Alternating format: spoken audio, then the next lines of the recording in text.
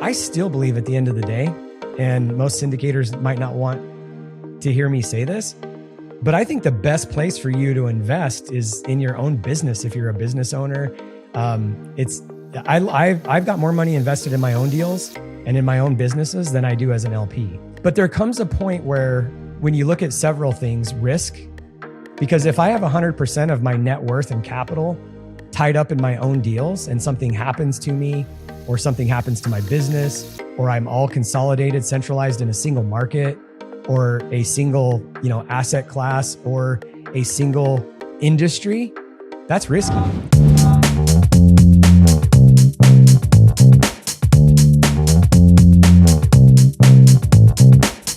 All right, welcome to another episode of the Legacy Wealth Podcast, where we help accredited business owners learn anything and everything there is to do about investing in alternative assets. And today we have on the show my good friend, Mike Ayala, who's an investor, speaker, podcaster, and founder of Investing for Freedom, where he helps busy professionals figure out how to find freedom to live their best life through investing in alternative assets. So he's done that through manufactured home communities, luxury vacation rentals, service businesses. And one of the most notable things about Mike is that by age 24, he founded his first construction company that scaled to more than 100 employees and sold in 2014 at more than a $12 million valuation. So he made it on the Inc. 2,500 fastest growing companies list, I think back in 2009.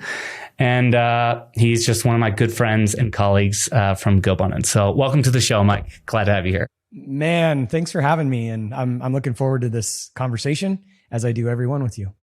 Hell yeah, Mike. So to start us off, I would love for you to give a little bit of a background or a story related to how you got to investing in funds.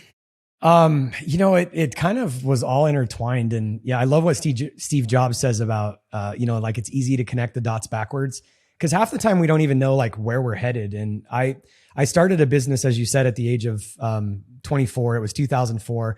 And oddly enough, one of the very first clients that I got when I started that business was a guy that had bought a ranch, 20 miles outside of town. I got connected with him. He was he was based in Las Vegas. And he had bought this ranch and he just wanted to like redo all the plumbing and the houses and everything on the ranch. And so I got to talking to him as I was doing this project over the next, 2 or 3 months. And this guy ended up becoming a great friend of mine, but he had developed I think it was like over 3 million square feet of, maybe it was 30 million square feet of like retail centers, just a huge number.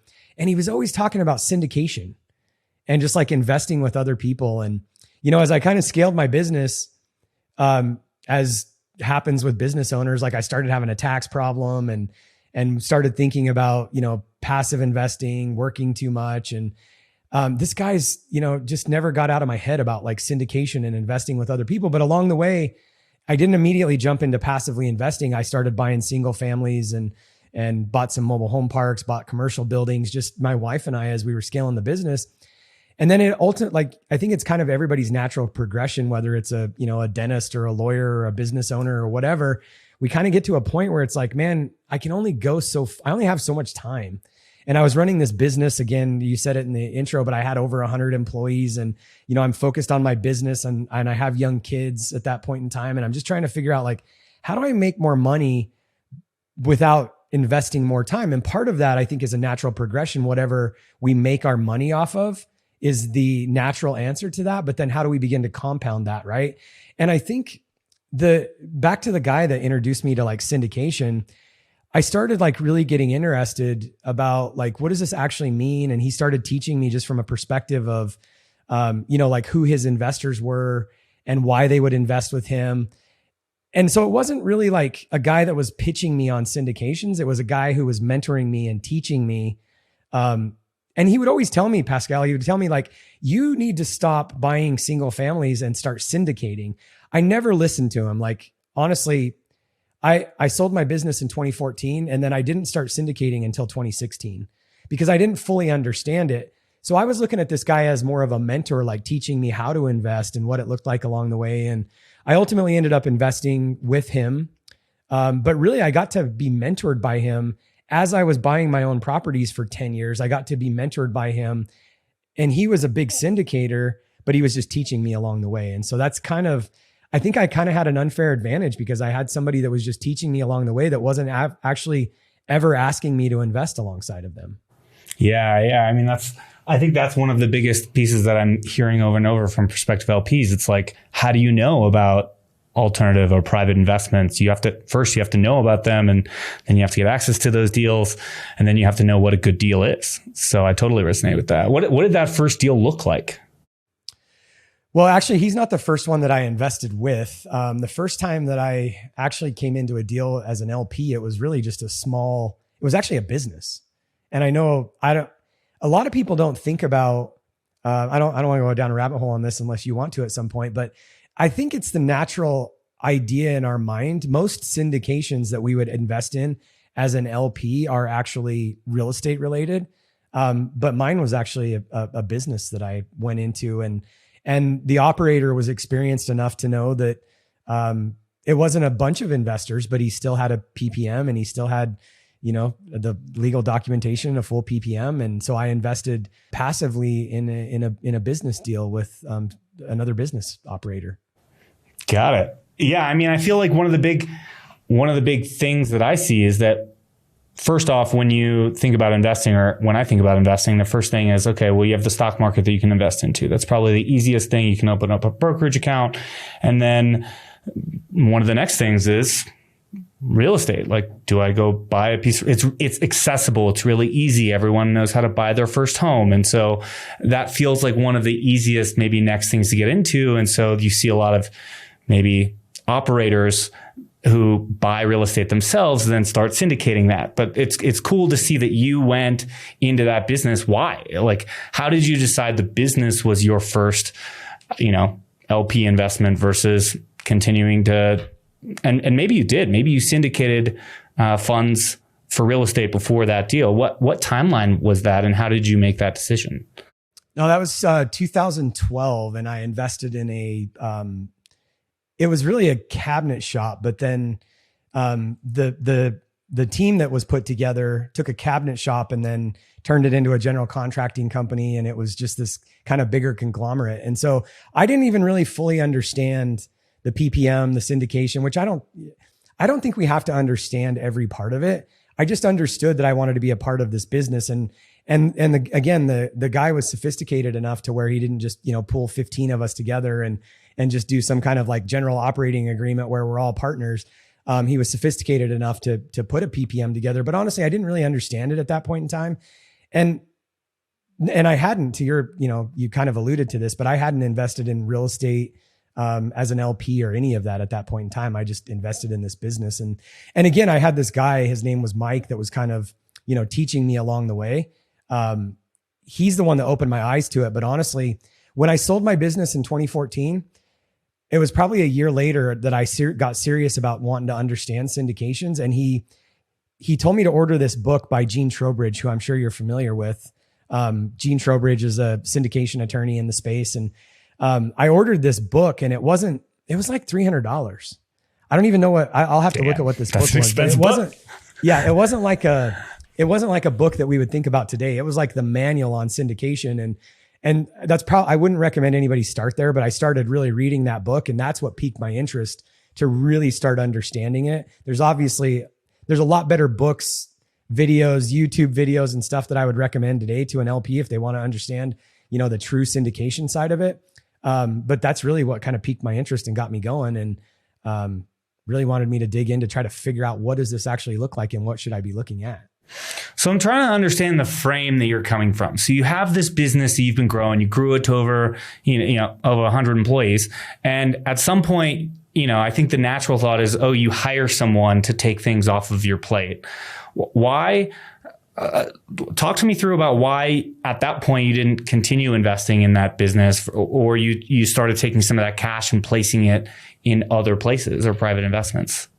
Yeah. So I think asking the why is important, but also like how much, right? Sure. Because honestly, at the end of the day, and I don't know exactly who all your audience is, but when I'm talking to a business owner, or it could be a doctor, lawyer, any high net worth individual at all that wants to move into, investing passively. I still believe at the end of the day, and most syndicators might not want to hear me say this, but I think the best place for you to invest is in your own business. If you're a business owner, I've got more money invested in my own deals and in my own businesses than I do as an LP. But there comes a point where when you look at several things, risk, because if I have 100% of my net worth and capital tied up in my own deals and something happens to me or something happens to my business, or I'm all consolidated, centralized in a single market or a single, asset class or a single industry, that's risky. And so I think what we have to, really ask ourselves is, number one, why would we want to invest with somebody else? I think it's diversification. I think it's getting access to other areas that, Pascal, like so many of us in Go Abundance talk about this, but the shiny object syndrome, you're like, oh, I want to do this and I want to do that and I want to do this. As a visionary business owner, I think I can do everything, and I just can at the end of the day. And so I think the way to get access to, other industries is really through investing with other GPs. And so I think there's a lot of reasons why we would want to do that. Risk profile, spreading that risk, diversification, access to other industries, even access to parallel industries. But I think the how much is another really important question. So, I was just talking to some business owners the other day that really want to get investing passively. One of the things that we really talked about as we got into this is like, and we talk about this a lot in Go Abundance with the guys, like how much reserves do you need in your business and what does all that look like? And then I kind of alluded this, I don't know if we were talking about it on the show or before, but how much money are you willing to put at risk too, whether it's in your own business or in somebody else's deal? And so I think how much is a great question, whether it's 10% of your net worth or whether it's 10% of your liquidity, whether it's 30% of your liquidity, how much are you willing to spread that out too? So the why behind it for me is really just, I will continue to invest in my businesses. But also I think we need to diversify some of that risk. And there comes a point where, especially as you're scaling a business, you need that capital, you need that liquidity, and there's so much opportunity for growth. But just like anything else, a lot of times we'll reach plateaus and you might want to shift even that how much. Yeah. Yeah. When you're investing, are you investing for cash flow? Are you investing for equity growth? Are you investing to get exposure to a certain asset class? Like, how did you think about that maybe at the beginning, and how has that evolved over time? When I thought about it in the beginning, honestly, it was more about just long-term. Even when I first started investing in real estate, my original goal was 10 income producing properties a year, 2 income producing properties a year for 10 years.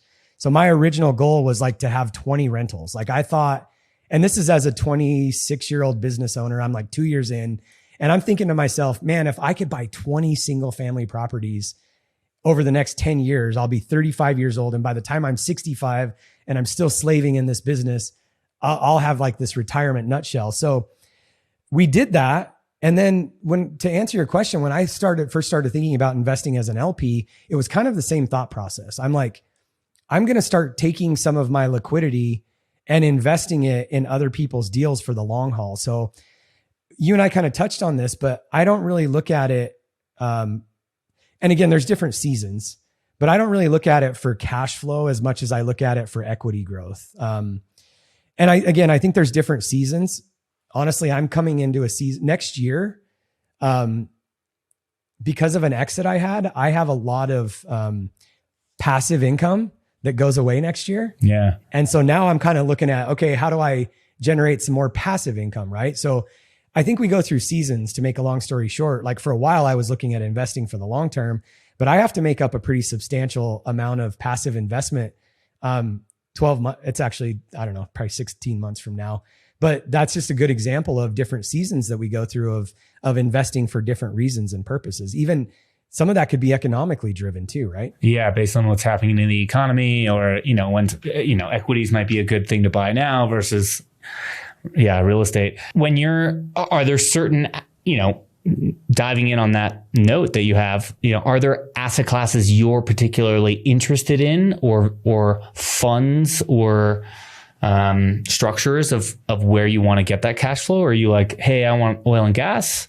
Is it, I want all through mobile home parks, that's my specialty? How do you think about that?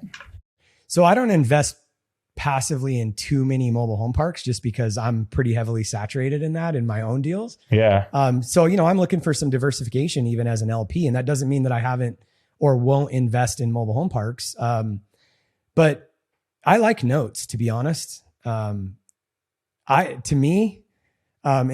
in like a note fund is that's a pretty good way to get some consistent income. And, it's, if the operator's done their job right, it's backed by, some level of security. And an example of this, and this was not a syndication, but when I bought my first mobile home park, there was a first position note on it and I needed $85,000 down. I went to a mentor of mine and I borrowed the $85,000 down, and he was in a great position because he said, I didn't know what I was doing. And I was a little concerned about it. And he said, I'll loan you the money in second position behind the note. And if anything goes wrong, I'm just going to take the mobile home park back.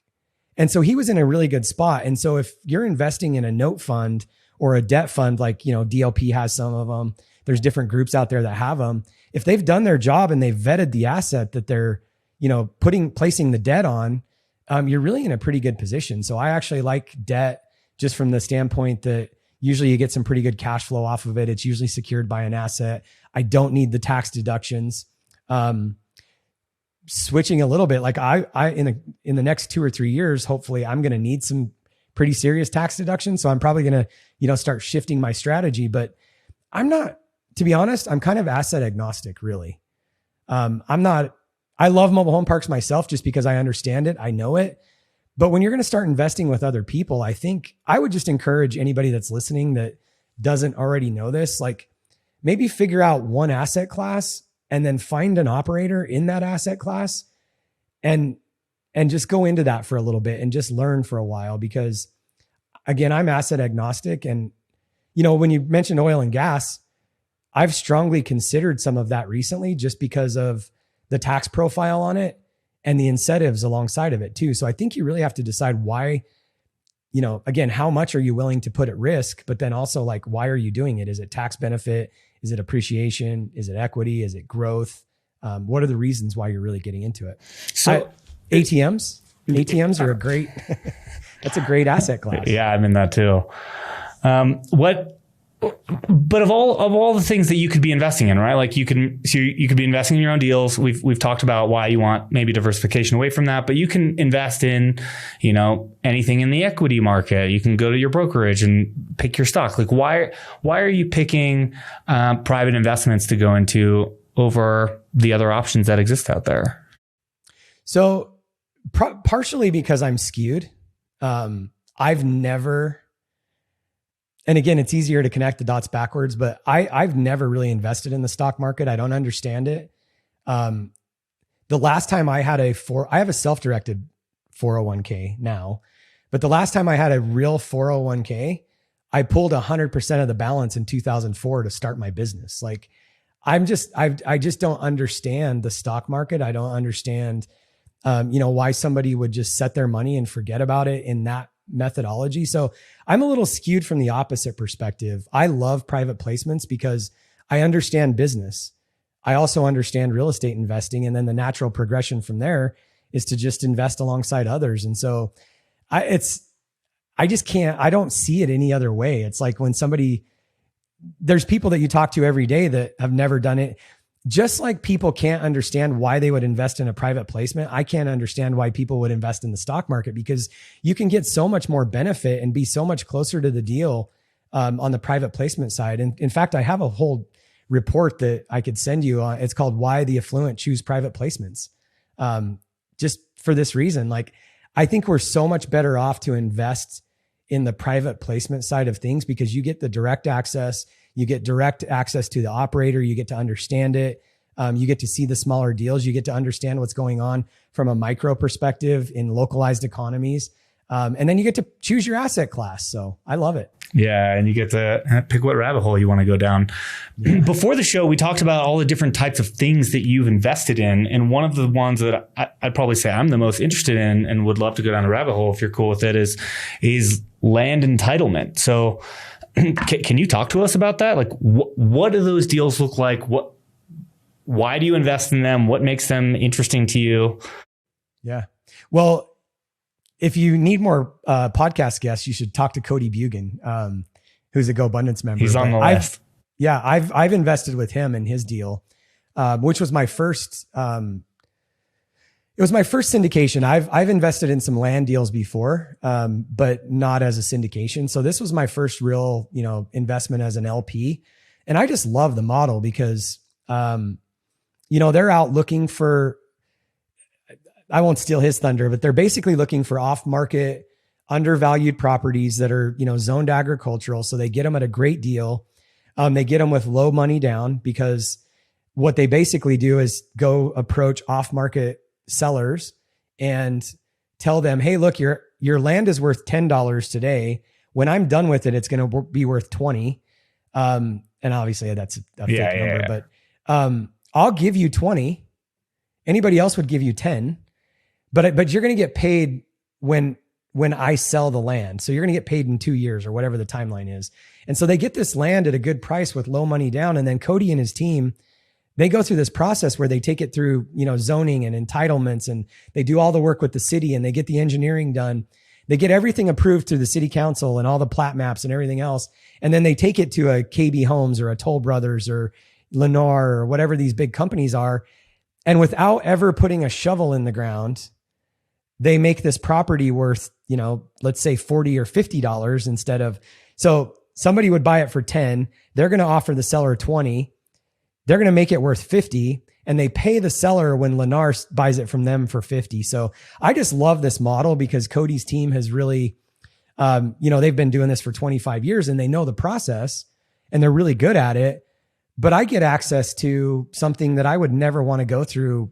I don't want to learn all that, but I'm super intrigued by it, and you get the upside. So, and Cody pays a pretty good pref because these are short, 2 to 3 year projects generally. And we kind of talked about this. Like I hear 2 or 3 years, maybe we go through a time where my money's going to be locked up for 5. I think sometimes we get this focus on 2 years, but just because something generally takes Cody 2 years to get done doesn't mean it couldn't take longer, but they've done a pretty good job so far. So I really like that asset class. It's pretty great. Yeah. I mean, just to riff on it, correct me if I'm wrong, but it sounds like an investment where the risk is relatively low because they're putting all of they're mitigating the risk by paying the owner at the end of the deal. Yeah. Yeah. The risk is really, so what they'll do sometimes, and again, this is just from a macro perspective. Yeah. I didn't get in the weeds on it, but they'll pay the owner some kind of interest along the way, some kind of carried interest for 1 year, 2 years. And then Cody has cost, it might be $100,000, $200,000, $300,000 through the process, but kind of worst case scenario, if something happens along the way, maybe you're out $300,000 or $400,000, not $2 million. If you would have paid the seller $2 million up front and then something went south or you have to carry it for 5 years, you're out all that money, but it's really just Cody's carrying cost and the cost of his, consultants and team, and then maybe some carried interest along the way. So is this a deal that, you've done some land deals before this and you knew Cody and it came up and that's how you got invested in the deal, or how did that work out? Yeah. So I've done some land deals. I've done some small land development. I have 550 acres in Nevada that was a partnership that we put together. I shouldn't say this, but probably should have been this syndication. It was just a partnership. I didn't know back then. This was something that we did in 2007. So it was a 550 acre development. And I was fortunate enough, just being one of the investors in that, and I was one of the lead investors. We met a development group out of Phoenix that flew up to Nevada where the land was and did a bunch of due diligence. We flew to Phoenix and saw a bunch of their developments. I got to see kind of how they structured the deal because I was on the seller side. They went through 2 years of same thing, basically going through entitlements and getting all this stuff done. And then their partnership went into a legal battle. They had like $180 million lawsuit out of Phoenix that buried these guys. And so we ended up just getting our land back with like the entitlements being like 70% of the way done. So I got to understand it, from being an insider on the seller side. So I've never done it myself, but I've been a part of some small developments and then that one. And I just got to know Cody. Cody's one of my greatest friends. I've gotten to know him, over 3 or 4 years. And the minute he said, dude, I'm launching a fund and here's what it looks like, I'm like, dude, put me in. And I would say I'm invested with Cody more because I know him than because I understand land entitlements. Yes, I understand it, but I probably would have invested with Cody. Even if I didn't understand it, I probably would have made him help me understand it better. But honestly, I know enough about it and I know a lot about Cody. So it's a win-win. So, so you've invested in a bunch of real estate only things. Why not diversify into other asset classes? So I do plan on diversifying into other asset classes. I think the question and really probably the key answer to that is like, I have to have a level of understanding, for me to get comfortable investing in a new asset class. And here's an example. I've got zero experience when it comes to self-storage, none. I've built self-storage for other people. I've analyzed self-storage as a potential acquisition myself back in the day when I was buying real estate, but I don't understand the operations. I don't understand what it would take to be successful in it. Again, we're back to real estate, but I think when we start talking about other asset classes like business or whatever, I just have to know the operator and I have to understand it enough. I think there's a point where we have to be good passive investors. And what does a passive investor do? They vet the operator. They understand enough about the asset class to give that operator their money and then be a passive investor. And I think there's a lot of people that think they want to be passive investors, that a GP will probably actually never let you invest in a deal ever again. Because you don't actually want to be a passive investor. You want to be a GP or you want to be an operator. So I will invest in other asset classes, businesses, oil and gas. I'm looking at there's a guy that I was on his podcast that he's got some preferred investments in SpaceX. I'm curious, like I'm interested, but I don't understand it, man. Like, do I want some access to like moonshot stuff? Sure. But I still have to have some level of understanding around it. Yeah. So we, a little bit before the show, we talked a little bit about how you think about macroeconomic trends and how that influences. Do you look at these economic trends and then say, oh, I want to become more interested in this asset class. Let me learn about it. Or how do you think about the macro part of investing and how does that play into what you are actually investing in? I think it still comes back to something that I can understand. And at the end of the day, I'm a pretty simple fellow. When it comes to like SpaceX or Bitcoin or, investing in some crypto mining fund or whatever, I have some exposure to Bitcoin, but it's not exposure that's going to impact me. I sleep at night, whether Bitcoin's at, 60,000 or 18,000. Yeah. I have to understand it at the end of the day. And honestly, there's two things that I'm fully convinced of. Real estate will perform well over time. And then there are businesses, I'm just going to say this, like I actually think that the opportunity that we had in real estate the last 10 or 12 years is not going to be as great the next 10 or 12 years. Is there still going to be great opportunities? Sure. But I think the opportunity that we had the last 10 years, we now have in small businesses in America.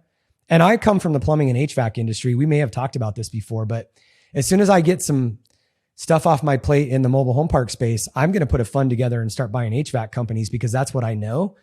And I think the opportunity in America is in these businesses that, an entire generation of entrepreneurs that started these boring businesses. If you think about the millionaire next door, like the majority of millionaires are plumbers, they're bakery owners, They're people that have these like boring businesses that people need. And so when I think of this from a macro, back to your question, when I think about things from a macroeconomic perspective, I know there's a ton of AI and tech and software and all kinds of stuff that I can invest in, but I'm probably not going to because I don't understand it and I don't really want to. But when I think about things from a macro perspective, man, at the end of the day, people are always going to need air conditioning. They're always going to need heating. They're always going to need pest control. They're always going to need landscaping. So I keep it simple, man. What are things that people are going to need forever? Even in the real estate side, the reason why I love manufactured housing, it's affordable housing.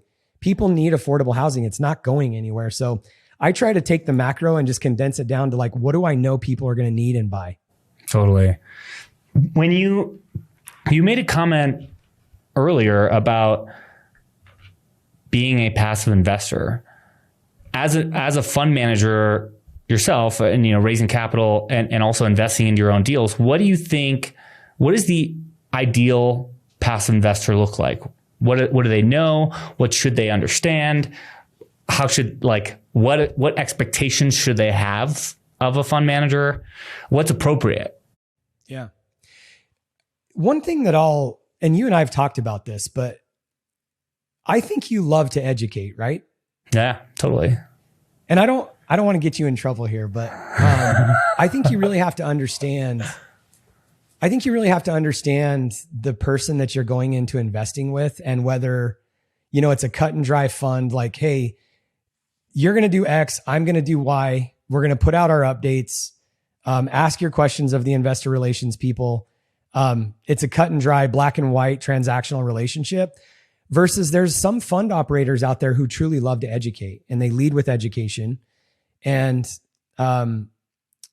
they're okay continuing to educate through, webinars, through their updates. So I think just as important as, understanding the asset class that you're investing in with somebody passively, and then vetting the operator, I think just as important is knowing like who you're investing with. And I know this isn't GPLP, but like Blackstone does not want to educate us. Right. And there's some really big funds out there that are on the private side too, private placements that, they don't want to educate us either. So as a passive investor, if you want to get into somebody's investment as an LP, and you want the education piece, make sure you're investing with a GP that likes to lead with education. And there's plenty of them out there, because if you want to ask 1,010 questions on webinars about, the little things in the deal and getting the weeds on it, make sure you're investing with somebody that likes to educate. Yeah. I'd imagine, what are the craziest, things or misunderstandings that you've heard raising money from LPs that kind of make you scratch your head? I think when we kind of talked about this a little bit, but I think the expectation around timelines and horizons, I think newer LPs sometimes think that, because, and by the way, I've had problems on both sides. I told you off camera, I haven't had a deal that I invested in go completely south, but there's always challenges. And one of my mentors, Ken McElroy, always says, sometimes the prettier the brochure, the worse the deal, right? At the end of the day, we have to understand that capital raising is it's just like any other business, and there's marketing and there's sales involved and there's projections and there's pro formas. But I think where we get maybe off kilter the most is when, if we see something that has a 3-year horizon or a 5-year horizon in it, I mean, unless they're saying we are going to exit this, 60 months from now, period, really just dig into, these are the GP's expectations. When you read a private placement though, one of my first attorneys, Mauricio, always talked about how so an executive summary is all the reasons why you should invest in a deal. And then the PPM is all the reasons why you shouldn't. So it's kind of like you go see your doctor and they're like, yeah, you should definitely have surgery on this hernia because your life is going to be better. But then the day you go into surgery, they're like, you might die. Like you might not ever wake up. Like we might cut off your wrong foot, even though it was going to be a hernia. And so I think and those are obviously extreme examples, but I think as an LP, we just need to set expectations that like, if you want to guarantee, like invest in government bonds at, 3.5%, because that's about as guaranteed. I don't know that at some point in time, I'm not sure that our treasury bonds are going to, be paid, but But I think, 6 to 12 month treasury bonds are probably your greatest guarantee. And so I think one of the biggest things where we get off kilter is the time horizons and the expectation on when you're going to get your capital back. The other thing too, if you want to set expectation on when you're going to get your capital back, that's why I like notes too. Because if you have a 12-month note, like literally you have to get paid off in 12 months. And if you don't, then they need to ask you for an extension, or, you can foreclose or whatever, go after that deed of trust. And so when you're going into a passive investment as an LP, just really pay attention to that time horizon and realize that just because somebody's projecting 3 or 5 years on something, a return of capital or a refinance or whatever, things happen, and those are not black and white exit points. When you, I get, and look, I've been in enough deals to where I also know this, also being an operator, that things don't always go according to plan or as projected. But what are you expecting?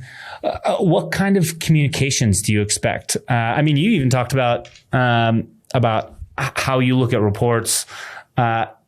What expectations do you have for reporting, or what expectations do you have of the GP? What's a reasonable expectation for me to have? Okay, cool. Like the projections say 5 years, but we're 6 years in and I still haven't seen anything. Is it like, hey, I'm getting upset with the GP? Is that appropriate? Is that, walk me through that. Yeah, it's definitely appropriate. And I'll be honest with you from the operations side too. Like, I had a situation where we're missing time horizons. Some of it was economically driven. Some of it was internal challenges. But at the end of the day, where we really messed up was not communicating. And some of that was internal restructuring and having to step in. And so I've been on both sides of it, where, I didn't communicate well. And honestly, if you communicate, 99% of people are, super cool. We all understand. What are you looking for in terms of reporting? What's appropriate when you're thinking about, or when you're investing with GPs? I think the normal cadence that we can expect is quarterly reporting. And I've mentioned this to you. I'm kind of a bad example on this because a lot of the deals that I'm invested with people that I, trust and I'm not a big data guy anyway, which I know, I think I know you are. So I think quarterly is the expectation. And I think as far as, what the expectation are, it's an operations report. It's the financials. I think the bigger thing too is like knowing, and if you're already an LP, you may have experienced some of this, but it's getting harder and harder to get K1s done and timing on, updates. And so I think that's another big shift that we have to get comfortable with expectations as your portfolio grows. Somebody who's just always, I've ran my own business for years. And so I always just extended, but there's so many people that, they just have their job, they have their self-employed business or whatever, and they're just religious about filing on time. And there's a lot of operators and a lot of CPAs, and I think it's getting worse, that are extremely overloaded. And as your investment portfolio gets spread between more operators and more operators are having more challenges with CPAs, I think extension on K1s is a big part of reporting that a lot of LPs don't think about or understand up front too. So if that's really important to you, that should be part of your checklist that you're asking your operator. Yeah, I've by default now just started filing an extension every year because even some of the investments I'm in right now, they're still working on getting K1s to me for last year, because also they can still, there are some funds, just educational moment. There are some funds where you can invest into a few months into the next year and write off some of those investments as for the previous year. So I know that's particularly happening in one of my oil and gas investments, and so that's now just an expectation of mine. So I get that. Mike, this was awesome. Thank you so much for coming on the show. Loved having you on, and it's always, again, great to see your face. Yeah, man, appreciate it. Thanks for having me. All right, everyone, take care.